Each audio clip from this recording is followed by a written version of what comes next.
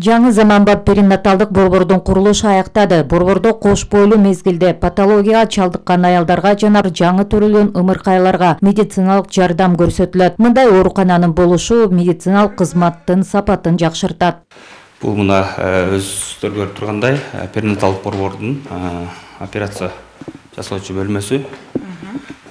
Бул өзүңүздөр көрдүңүздөр, акыркы заманбап типтеги биздин операциялык бөлмө. Бул жерде эмне керек болсо, ошол жабдуулар жакын күндөрдө коюлат. Мына өзгөчө бул фильтрден өтүп, таза аба келчү бүт шарттары бар.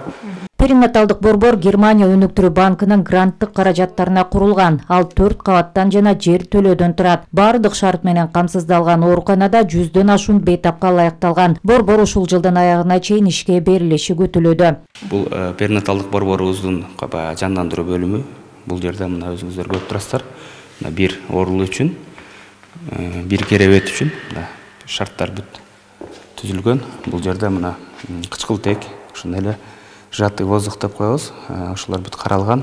Медициналык жардам жана дары-дармек саясатын уюштуруу башкармалыгынын башчысы Нургул Ибраеванын айтымында, бүгүнкү күндө кош бойлуу аялдарга, төрөт учурунда жана жаңы төрөлгөн балдарга бардык медициналык кызматтар акысыз көрсөтүлүшү керек. Анан белгилеп кетчү нерсе биздин төрөп аткан аялдар, боюнда бар аялдар, анан кичинекей төрөлгөн ымыкарлар биздин мамлекеттик кепилдик программа негизинде бүт медициналык кызматтардын баары акысыз берилет.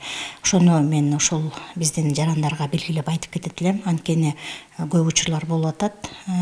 Төрөгөнү келгенде акча сурап атат, акча талап кылып атат деп ошол бүт ар бир төрөт үйү болобу, ушундай перинаталдык борбор болобу, төрөт бизде Кыргызстанда бекер.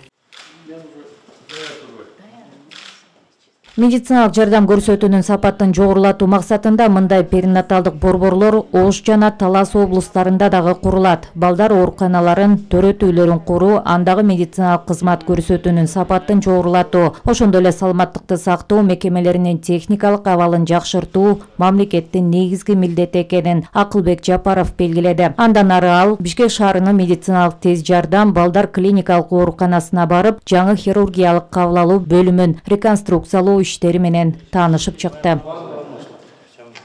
Рахат Кыдыр Токтоева, Мейримбек Жусупбек уулу, ЛТР, Бишкек. Анан бул жака бөлүп коюп хирургический приемду.